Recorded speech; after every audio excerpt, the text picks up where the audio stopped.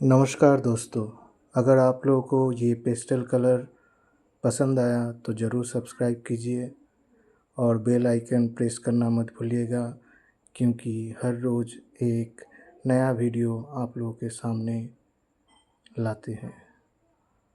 ये वीडियो देखने के लिए धन्यवाद।